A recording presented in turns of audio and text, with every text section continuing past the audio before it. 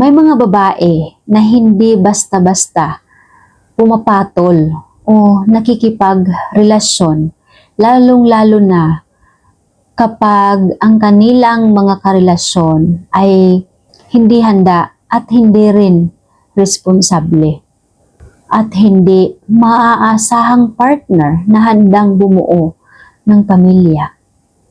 So, 'di ba? Kapag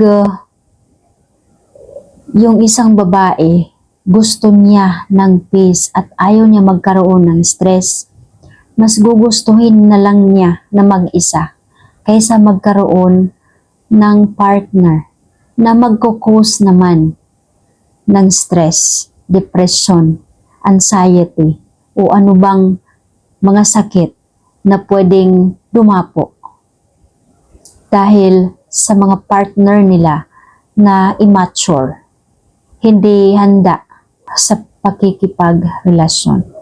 So, isa yun sa mga dahilan na hindi agad nagko-commit yung mga babae kasi ayaw nila na magkaroon ng stress.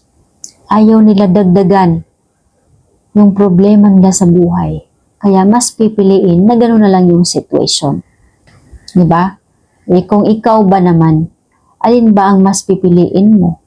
Yung walang partner na masaya o yung may partner na pwedeng mag-cause sa'yo ng stress, anxiety, at depression na pwede mong ikamatay?